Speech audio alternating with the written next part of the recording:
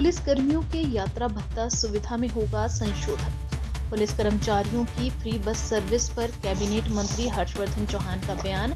CPS Ramkumar के सवालों पर कहा उन्होंने करेक्शन की है, लेकिन कैबिनेट फैसले मेरे नहीं होते। कैबिनेट के बिहाफ पर बताता हूं फैसले, मुझे जानकारी नहीं थी। पुलिस कांस्टेबल से लेते 110 रुपए।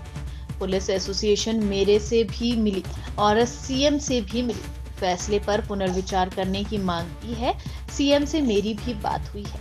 110 रुपए यात्रा भत्ता देने के फैसले का संशोधन किया जाएगा। चल में अभी तक तो इंडस्ट्री को तो कोई ज़्यादा नुकसान नहीं हुआ है, मगर 11 तारीख को जो ऊना में भारी बारिश हुई है, जिसमें कि 220 मिलीमीटर बारिश हुई है, उसकी वजह से एक स्वान नदी की ट्रिब्यूटरी है हमारा इंडस्ट्रियल एरिया बाथू बाथड़ी, वहाँ पे भारी तादाद में बारिश होने की वजह से और नाले में जो है बहुत पानी आया है और उसने इंडस्ट्रियल एरिया को डैमेज किया है। वहाँ पे लगभग 80 से 100 करोड़ रुपए का नुकसान जो है ऊना में हमारे बाथू बाथड़ी इंडस्ट्रियल एरिया में नुकसान हुआ है।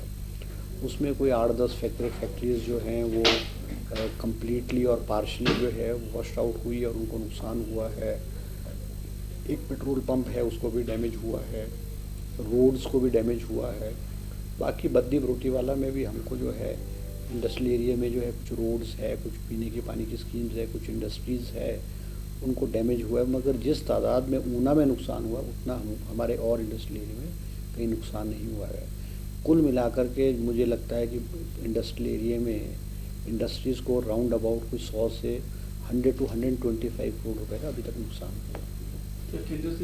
वो विरासत में 11,000 करोड़ रुपए की देनदारी पिछली सरकार ने इस सरकार को दी है, मगर उसके बावजूद भी हिमाचल प्रदेश के जो विकास की गति है वो बड़ी है।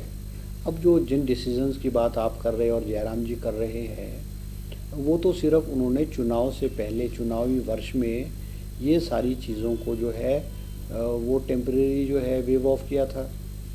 अब जो पानी का कनेक्शन है वो ग्रामीण क्षेत्र में पानी के कनेक्शन के 50 रुपये प्रति कनेक्शन जो है वो लिए जाते थे और बहुत लंबे अरसे से लिए जाते थे, मगर जून 2022 में चुनाव से 3 महीने पहले उसको वेव ऑफ किया गया है।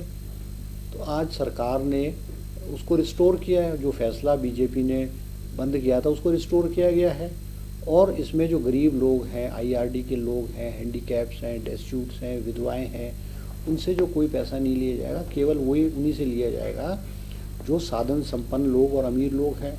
अब आज ग्रामीण क्षेत्रों में जो बिज़नेस है, कारोबार है, होटल्स है, रेस्टोरेंट्स है, ढाबे हैं, होम स्टेज़ है, बड़े बड़े होम स्टेज़ जो है वो ग्रामीण क्षेत्रों में जो आ चुके हैं, उनसे पानी के एवज़ में सरकार कोई पैसा नहीं लेती थी। तो अब उनके ऊपर जो है सरकार ने अगर बिल लगाया है तो मुझे ऐसा लगता है कि ये बहुत बड़ा कोई बहुत बड़ी बात नहीं है।